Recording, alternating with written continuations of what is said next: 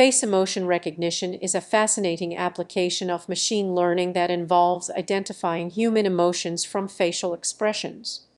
This tutorial will guide you through the process of building a simple face emotion recognition system using Python and some popular libraries like opencv, tensorflow, and keras.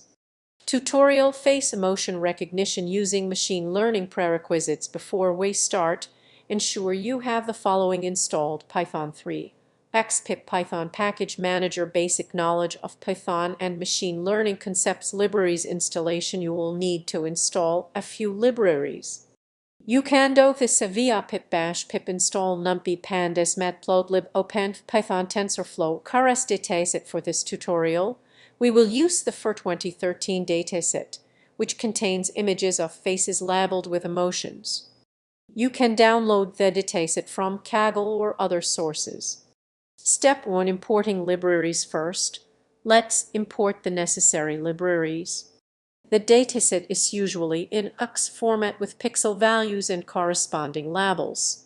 This includes normalizing the pixel values and reshaping the images. You can further improve the model by using techniques like data augmentation, hyperparameter tuning, or trying different architectures.